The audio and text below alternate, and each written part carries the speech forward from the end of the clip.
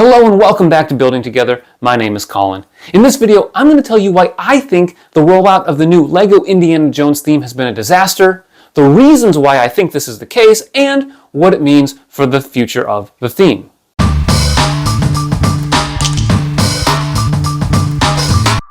So let's provide a little bit of context for this video. Years ago, it was announced that there would be a fifth Indiana Jones movie, The Dial of Destiny. This was announced in 2019, and it got pushed back to 2020 originally before the pandemic and some other things delayed the release of the movie till this upcoming summer, June of 2023. Now, 15 years ago, when the fourth Indiana Jones movie came out, LEGO released its first Indiana Jones sets. In 2008-2009, they came out with a variety of sets from the original trilogy as well as from the new movie. So when this announcement took place that there was going to be a fifth Indiana Jones movie, it wasn't a surprise that LEGO eventually created sets for this movie. Now, in July of 2022, Promo Bricks leaked or set rumors that there would be not only sets for the new movie, there would be 4 sets for the original trilogy.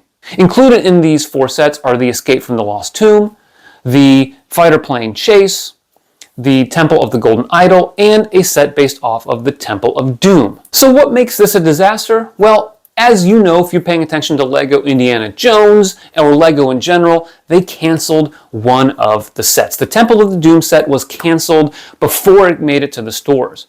Now this is interesting because they had the box art, and the minifigs on the box art weren't just generic white minifig placeholders like I've seen in other promotional or preliminary images of sets.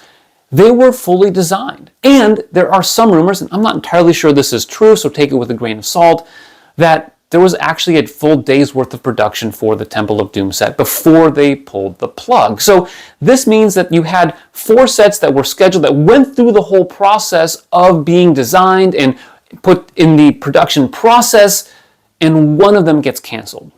And that suggests that there were certainly some problems with the decision-making or the rollout of this theme.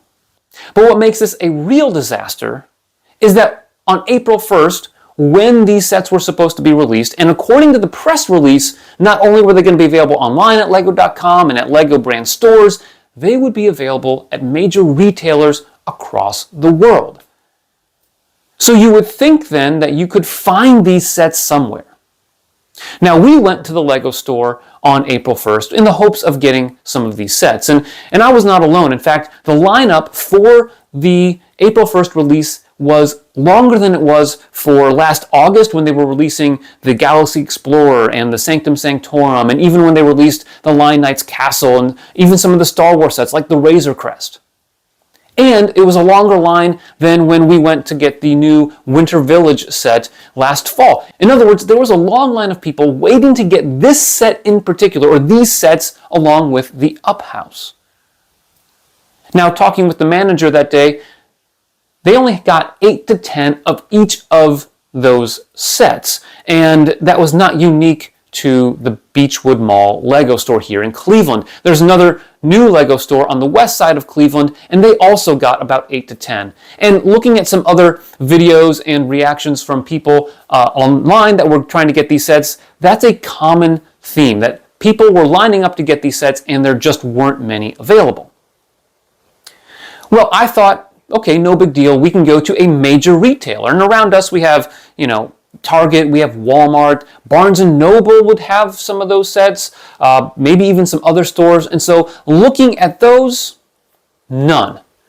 In fact, going online to see the availability of these sets revealed that for Target, they didn't really have many. And if they did, they were delayed in shipping. And at Walmart, they didn't even have the sets. You could go to walmart.com and you could find the old 15-year-old sets available somehow through walmart.com. I'm not sure how that works, and they're not really good deals necessarily, but you could find those, but you found no mention of the new sets. Now, I found some at bestbuy.com, but shipping was delayed a couple of weeks, and same thing with Barnes & Noble. And of course, if you go to lego.com, well, from April 1st, early on April 1st, you would see that these sets have been temporarily out of stock and won't be shipped for a while.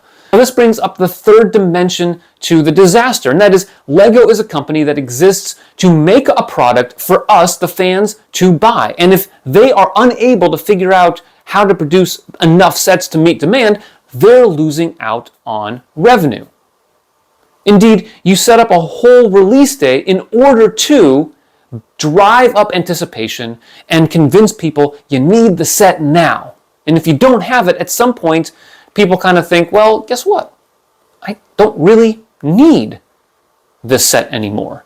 And I'll spend that money on something else, or I'll save it, and it may not be that they spend it even on LEGO. They could spend it on something else. That's a problem. So the next thing I want to do is unpack a couple of potential reasons for why LEGO screwed this up. One of them could be because of supply chain and logistics. This is not an uncommon problem in the COVID era and certainly immediate post-COVID era, right? There were problems in 2021 and 2022. All these different countries have different lockdown policies, and production lines across the world got messed up, and there were some other snags in the logistical world, especially with the Suez Canal and the backup you had there a little while ago, and some other problems in terms of international logistics. And so, yeah, LEGO is not immune to this. In fact, go back to last August when they did release a lot of Star Wars, the 90 Years of Play sets, as well as the Sanctum Sanctorum. They had some limited quantities. And in fact, I went to the LEGO store to get the Sanctum Sanctorum on day one, and they only had about a dozen, and I was the next person in line who was basically the first one unable to get it on release day. And that's fine. But here's the thing. I was told by the store manager then that there would be another shipment of the Sanctum Sanctorum and other August 1st release sets coming in just a couple of days, or I think it was the next day, and so I came back and was able to get one.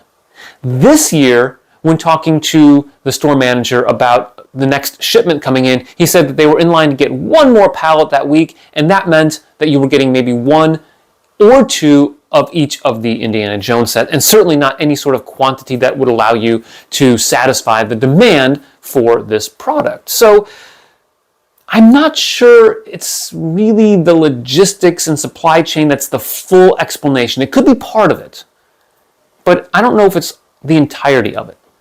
Another potential explanation is that LEGO just completely underestimated demand for the Indiana Jones theme. We'll send out about 8 to 10, maybe a dozen sets to each LEGO store. We'll have some available online, but we weren't expecting demand to be so great.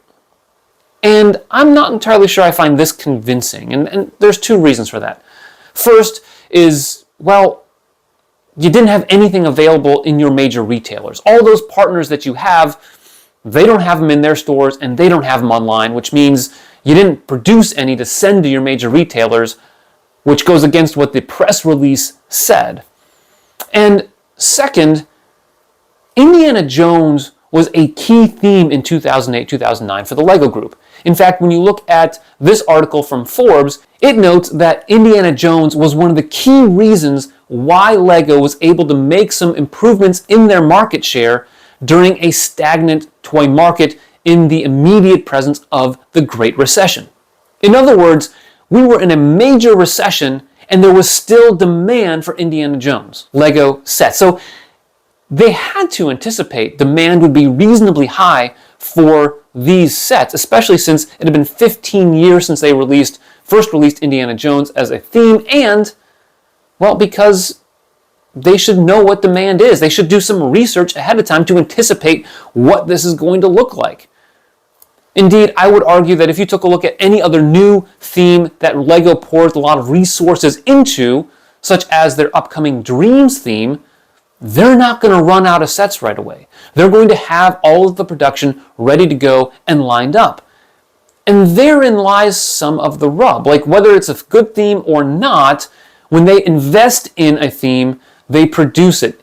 To me, this sends a signal that perhaps LEGO wasn't super invested in this theme. And that really comes to my third reason for why this rollout disaster existed. And that is, well, maybe quite frankly, LEGO doesn't care all that much about the LEGO Indiana Jones theme. Let's look at the evidence for why they don't really care so much about this theme. They come up with 4 sets for the original trilogy. One of them gets canceled, and there's no real explanation why. There's no availability in the LEGO stores or online to meet any sort of demand. And, of course, there's nothing in their major retail partners, online or box store locations. And it suggests to me that there's some amount of apathy for this theme. If you really cared about the theme, you'd do a better job. And I think that has some significant implications for the future of this theme. I'd be shocked if there was a second wave of Indiana Jones sets, whether it's about the original trilogy or the new movie, unless the sets for the new movie sell extremely well. Not only that, but with limited availability, it's possible that another implication is that the sets aren't going to be available for all that long. The original line of Indiana Jones sets were available for about a year and a half, 18 months on store shelves, and I think we might be lucky if we get that far for LEGO Indiana Jones, which means that for us fans, this is bad news. It means that it's going to be hard to find sets for at least a little bit of time. And eventually they may get supply up to meet some amount of the demand, but there could always be a little bit of a shortage of Indiana Jones sets, especially if the sets are only available for a limited amount of time. And of course that means that when they're retired, we're going to end up paying more if we want to get those sets. Now, just as much as this is bad news for us LEGO Indiana Jones fans, I think it's good news for investors. If you're an investor in LEGO, you know that these sets are probably going to sell well. And so there's going to be a benefit out there, but it's not necessarily going to help us LEGO fans who want to buy the sets without paying an arm and a leg. If you're on a budget like we are, spending twice the retail price on a set just is not the best move. So in the end, I think this has been a disaster for LEGO. This rollout does not send signals that they really care a whole lot about the LEGO Indiana Jones theme, which only is bad news for fans, although it is good news for investors. Now, if you want to watch other videos that I'm critical of LEGO about, check out this one on their price hikes from last summer. And thanks for watching. Make sure you like this video, subscribe to the channel, and always remember to keep building together.